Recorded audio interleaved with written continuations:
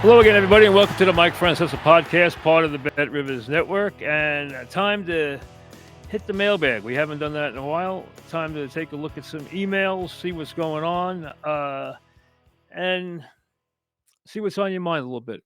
We always promise to do that every once in a while. We haven't done it a whole lot lately, so here we go. Let me first remind you about the Mike Francesa newsletter. Sign up for the free Mike Francesa newsletter. You'll get exclusive content, contests, and offers. So go to the podcast. Go to MikeFrancesa'Podcast.com and sign up. And remember, it's absolutely free. Here we go. Let's see what's on your very fertile minds today. Phil starts us off. I'm a longtime Jet fan and having trouble being as excited as some with all these picks we're acquiring for the best players. How can Woody continue to try and sell us on this perennial rebuild? When does winning matter? Well, you're right. Winning should always matter.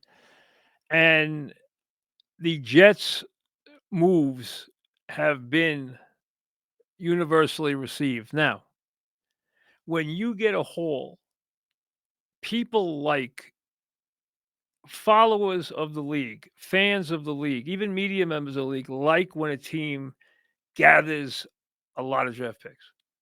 They look at that as optimism. They look at that as hope. But there's a big part of it that has to be remembered. You have to believe the people making the decisions know what they're doing. Otherwise, what good are the picks? Remember, the guys that you had on the field that you got rid of were high draft picks. Now, and that didn't produce anything because the coaching was so bad. Okay, I don't have a problem with getting rid of players who are so worn out by losing. Williams clearly was. Gardner was kind of hinting that he was. They got a lot for Gardner. There were not guys like Gardner are not on the market. The Colts took a chance. They think they can make a run in they're looking at the AFC and they're saying the Bills aren't great. The Chiefs are 5-4. The Ravens are 3-5. The Chargers just lost Alt again. Let's take a run at this thing. And they're right. This is a year to take a run at getting to the Super Bowl. Do I think they can get there? This is a debate for another day. Now, again, am I optimistic about the moves? I'm cautious about the moves. I think the general manager has shown some ability. Has he shown that he is a smart wheeler dealer and has a keen eye for talent? No. Might that be the case? Maybe. Jury's still out. But there seems to have been almost a reversal on Aaron Glenn because of that win in Cincinnati, which I think should bear no credence towards the future of the Jets as far as how the head coach goes. That to me was about Cincinnati. That was not about the Jets. Yes, the Jets won. Yes, their offensive players tried. Yes, Fields had a reason to be annoyed. All true. But I watched that. The Jets did nothing special. Cincinnati evaporated in front of their eyes. That's not going to happen again. Am I any more convinced about Aaron Glenn as I was before the Cincinnati game? I am not. So that leaves me in a very cautious place. Does that mean these are bad moves? No, I don't think they were going anywhere with those guys. And that's why making the move makes sense.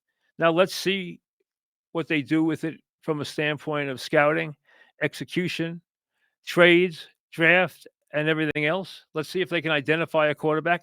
But identifying the quarterback and then develop them. Remember, I got a lot of grief because I was on the Sam Darnold bandwagon. I like Sam. I thought Sam was going to be a big time player. I said that at the time. Now, years later, I've been vindicated, but he was almost destroyed by the Jets. I watched him in college. I knew he could play. The bottom line is he went into a place where it was a nightmare. It happens a lot. Look at Baker Mayfield.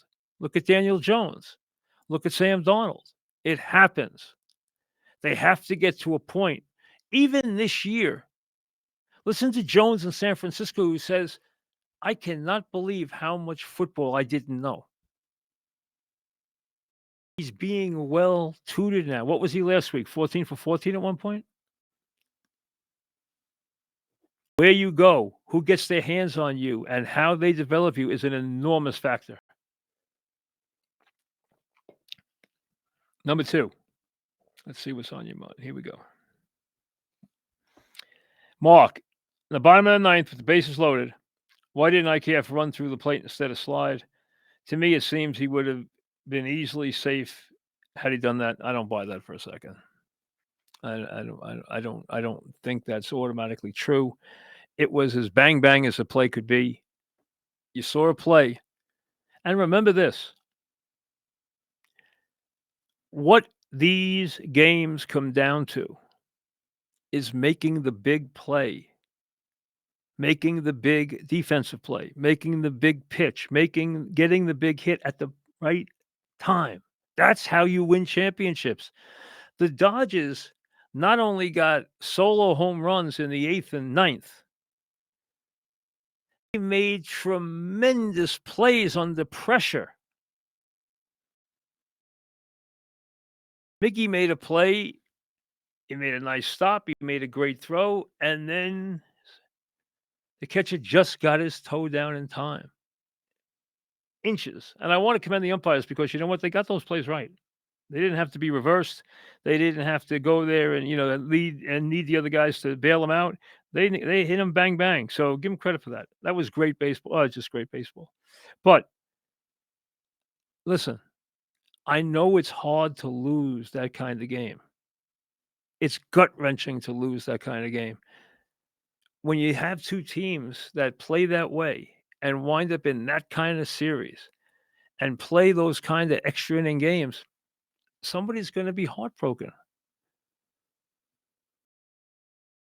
Hey, Mickey Mantle always referenced that the 60 World Series. Mickey Mantle played in 12 World Series.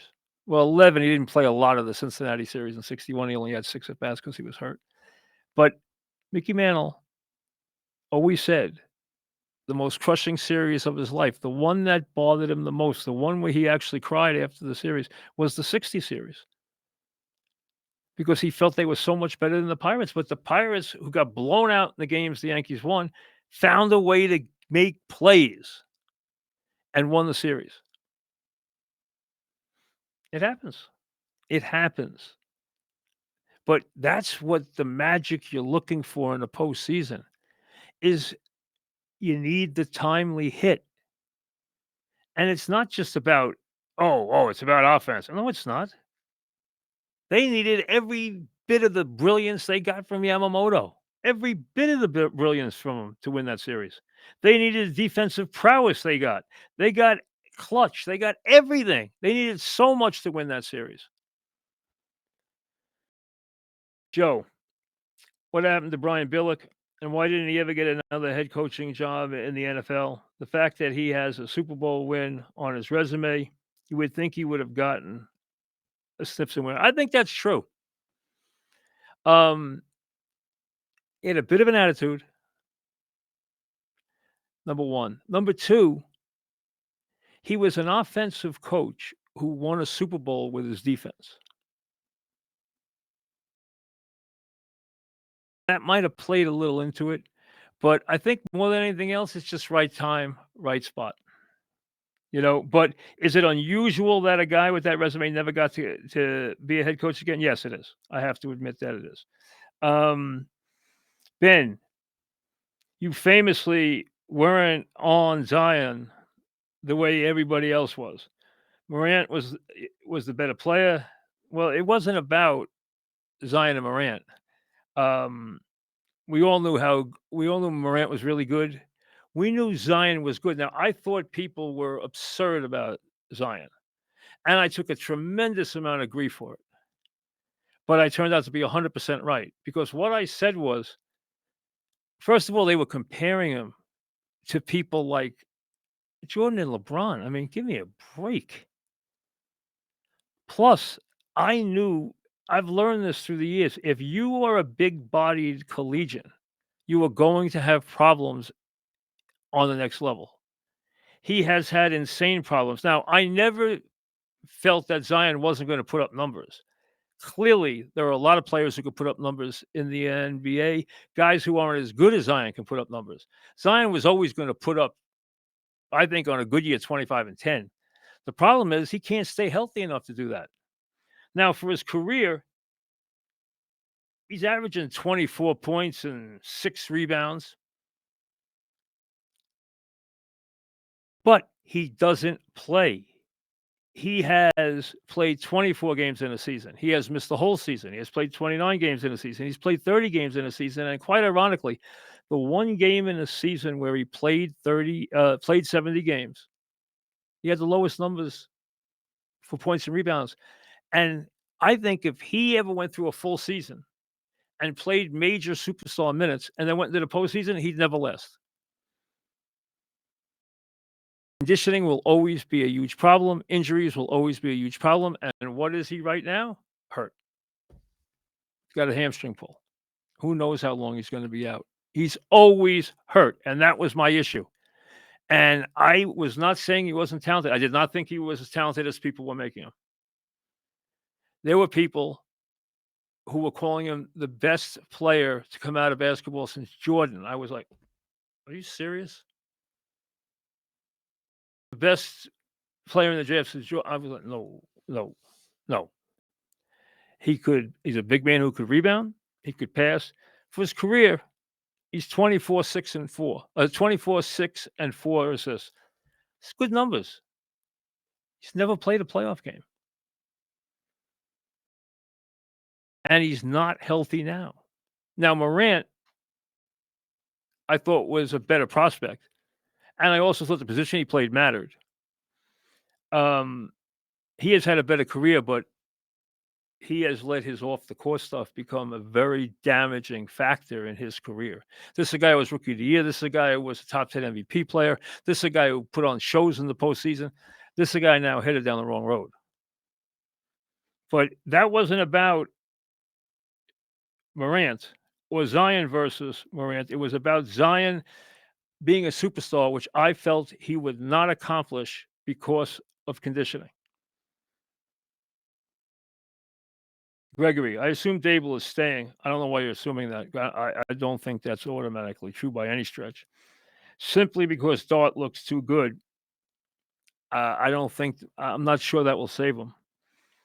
If Dable does go, do you think the Giants get Kingsbury? And how would you feel about that? I think if they make the switch and decide to clean house, and I don't know what's going to happen with the Giants. The only thing I've cautioned is there is uncertainty about roles going forward. Remember, John Mara runs the football operations. He's currently battling cancer.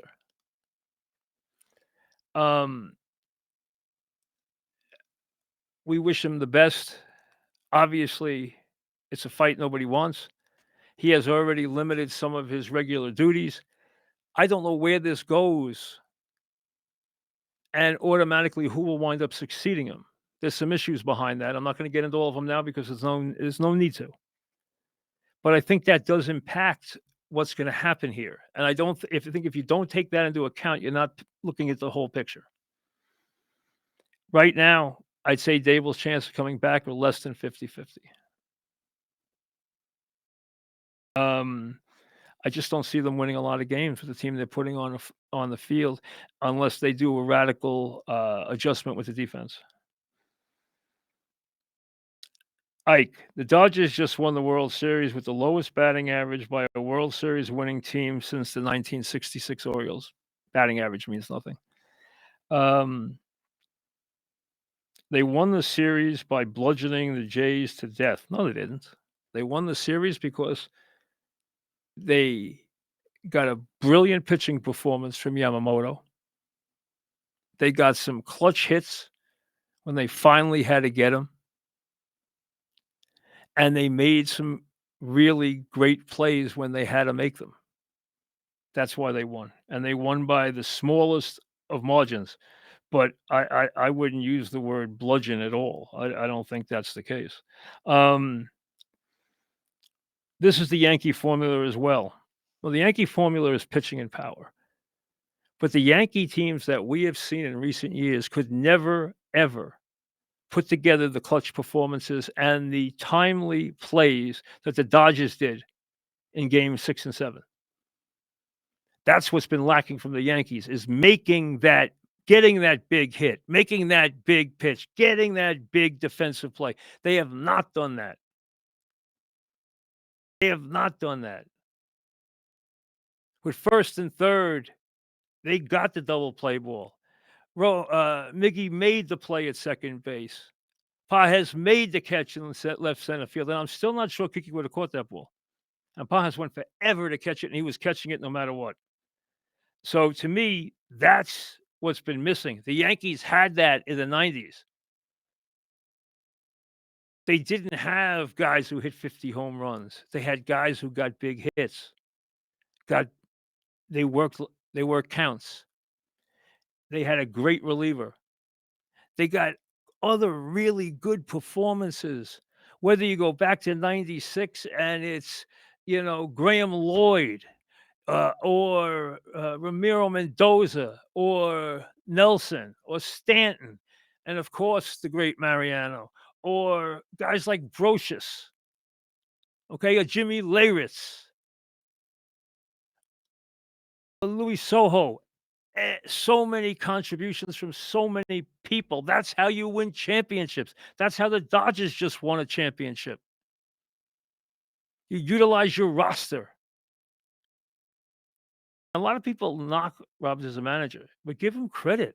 He made some brilliant moves in this series. He went to Miggy in game 6 and 7 because he believed in him. He put the winning run on base because he believed in Yamamoto against Kirk. Very, very impressive stuff. Really. And Yamamoto's performance, as I said, Yamamoto's performance ranks with the greatest pitching performances. I don't care which one you want to bring up. I don't care if you want to go back to Grover Cleveland Alexander.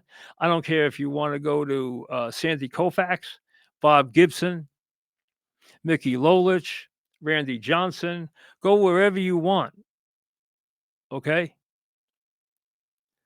This performance was otherworldly. And I was just reading something the other day where I gather the trainer really had an assist here because Yamamoto's first word was, "I can't pitch tonight."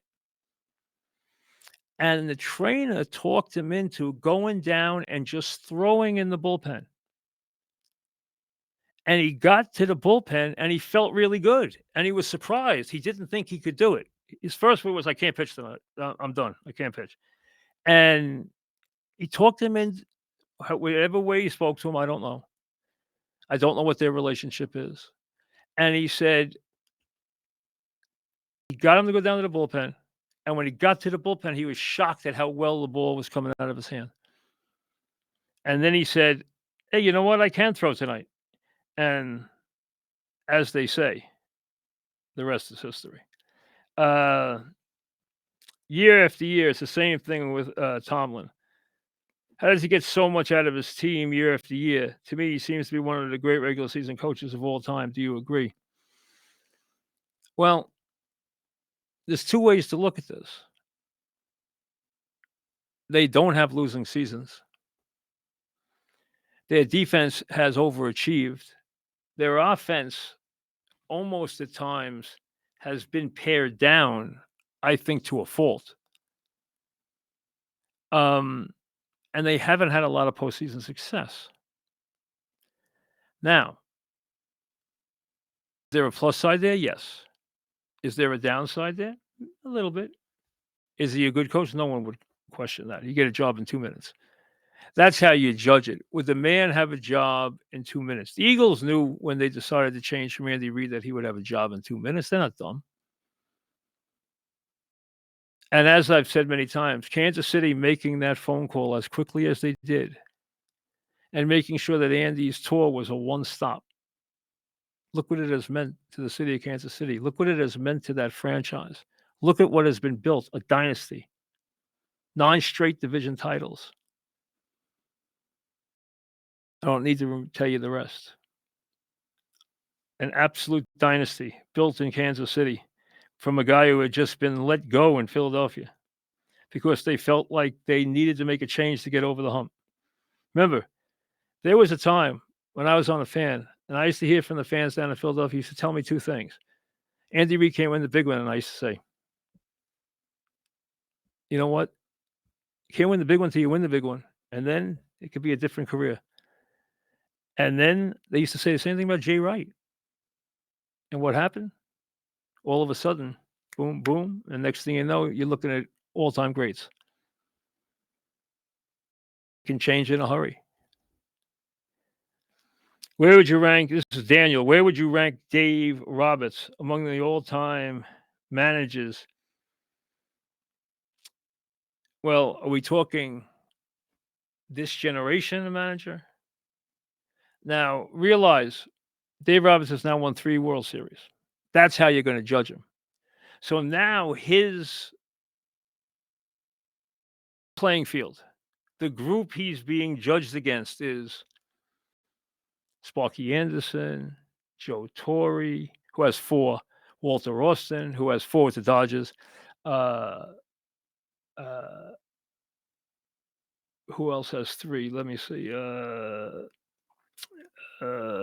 Sparky LaRussa. You go back in the old days, John McGraw has 3, Miller Huggins. You got the guys all the way up to 7, Joe McCarthy and Casey. Torre had 4.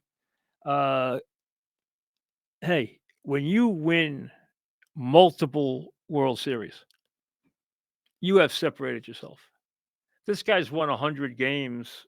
I mean, he's got a Torrey-like run going. Makes the playoffs every year. Do they have a great payroll and a lot of talent? Yes. Should they get to the playoffs every year? Absolutely. They should get there 9 out of 10. So should the Yankees. The Yankee manager should get there 9 out of 10. You can give them 1 year off in 10 years. Dodger manager should get there 9 out of 10. They've been getting there every year. It took them a while to start to win championships. Now they're winning championships. They've won 3 championships. Now he's got a Torrey run going. The all-time Dodger record is 4 by the legendary Walter Austin.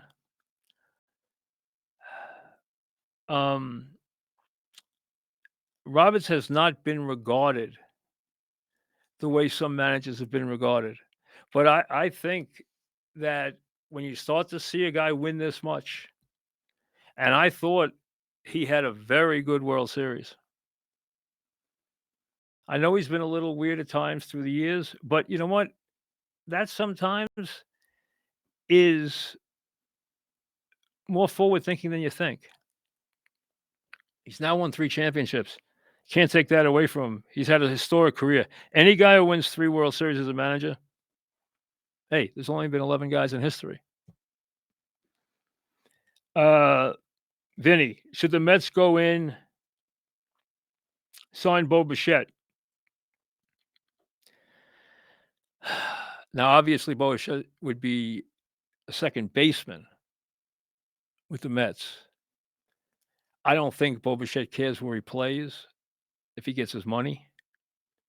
He is a superb offensive player. He's a superb baseball player. He would obviously help any team. The Mets, I think they need to bring Alonso back. I will be surprised if Alonso's with the Mets. I don't think he will be. Because I don't think he fits what their brain trust believes in going forward. They, I think, are of the belief that guys who aren't great fielders, who are aging right-handed sluggers at first base, age very quickly. That's been a baseball law for a long time. Now, to me, you're taking a lot out of that lineup with him if you lose him. He is a superb compliment to Soto. Superb. in Lindor, Soto, Alonso, you have major offensive forces. Those are really good offensive players. Now, the Mets need some fine tuning. There's no question. And they need to make some serious decisions about where they're headed in their starting rotation and how they're going to judge that and how they're going to build that. Are they going back to the Met Lab and they're not going to pay people? Or are they going to go out and make a move for a Scooble who they could attain because they have the wherewithal to pay him and they have the prospects to get him? They need an ace. They need a guy they can rely on. They have some very good young pitchers, one in particular.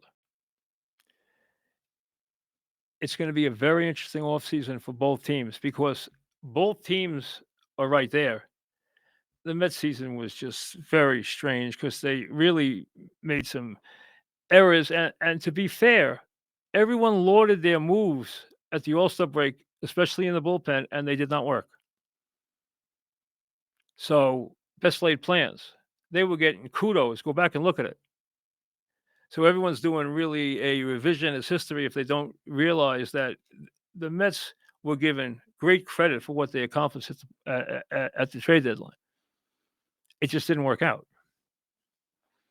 And the Mets never had what they had last year, which was a tremendous, tremendous team chemistry that just showed through. They never had any part of that this year. And I think it showed in a big way. Bob, what do you make of Juan Soto being a finalist for the NL MVP? Juan Soto put up good numbers this year. If you watched him every day, he was in no way an MVP. No way. He did not get a lot of big hits. He did not hit for a majority of the season with runners in scoring position. Did he put up good statistics for the season? Yes. Was it an impressive season from that standpoint? Yes, but it was not an MVP season in any way. And if you watched it, you clearly know that. He was not clutch this year in any way, nor does he deserve in any way the MVP. It would be farcical if he got it. Sometimes the MVP is not much more than a number crunch. But to be fair, he does not in any way deserve the MVP. Michael, with the addition of Sauce, are you buying into the Colts? Buying into them as what? As a playoff team? Yes. As a team that can become a dangerous opponent in a postseason setting? Yes. Do I think they're headed to the Super Bowl this year? I do not. I do not. I don't think Daniel Jones is ready to step in and battle Mahomes and Josh Allen and Lamar in big playoff games. Now, I did a little study on the Ravens to see what I thought what they could do here. They have a game this Sunday against Minnesota. It's a very pivotal game. It's not an automatic win by any stretch. Minnesota's coming off a very big win over the Lions. If the Ravens win this game, I believe they will go into their first of 2 encounters with Pittsburgh at 7-5. And then I believe they will make the playoffs. You don't want to play the Ravens in the playoffs. Now, I don't think they can fix all their problems because of the massive injuries they've had this year, but you don't want to play them in the playoffs. You'd rather that somebody else takes them down because they can be extremely, extremely deadly. And do I think that Daniel, who is going to come out of this year in a very good place, do I think he's ready to compete with Mahomes and Josh Allen and Lamar in a big spot? I don't. I do not. I do not think they're a championship team. Adam, given his longevity and a Super Bowl ring, is Joe Flacco in the NFL Hall of Fame conversation? Is he in the conversation? I'm sure he'll be in the conversation at some point. Do I think he's a Hall of Famer? I do not. I do not think he's had a Hall of Fame career. Now, you say why? He had one great run in the postseason. It was impressive. It was ultra impressive. It was as good as you can do. But he had one. Do I think Eli would be a Hall of Famer without the 2 Super Bowl MVPs and the 2 championships? I do not. I think he needs every bit of them, and I think he needs both of them to get there. And I think he will get there, but I think he needs both to get there. I don't think he would have gotten there with one. But he didn't do it once, he did it twice. And he did it twice against Tom Brady and the Patriots. And Bill Belichick. And to me, that speaks volumes. And the routes they took there, and the teams they beat, and where they beat them, and everything else speaks volumes. And his play in the fourth quarter of both Super Bowls speaks volumes. And that's why he needs every inch of that to be a Hall of Famer. I don't think Flacco is a Hall of Famer. I really don't. I don't think he is. Now remember, players who place a qualifying same-game parlay of at least $10 on eligible NFL and NCAA football games will receive one standard entry into the weekly Squares game. Winning standard squares will be awarded at a prize of a $20 bonus bet. You get more if you wager more. Now, see app and website for more details. They add a little spice to your Saturday or Sunday wagering. And remember, go to BetRivers and the app and the website for all your gambling needs, and details are there, and you can check everything out. You know, one thing that's come up here is that Kyler Murray, and I think there was a lot of talk that Kyler Murray could have played. Kyler Murray could have played. And they like what they've seen from Jacoby Brissett, and they should. And now Murray's on the IR. And now it's Brissett. And Brissett's been a heck of a backup his whole life. He really has. A Bill Parcells fave for a very long time. And a guy who, it's funny, you know, when you throw him in there, he moves clubs. He just does. And it'll be interesting to see where they go. They lost some heartbreaking games this year, Arizona. They've had a lot of injuries, especially to the running game. They lost 4 games they were leading in the fourth quarter. Otherwise, they'd be in pretty good shape. Be interesting to see what happens the rest of the way with now Jacoby Brissett at quarterback. We'll see you later.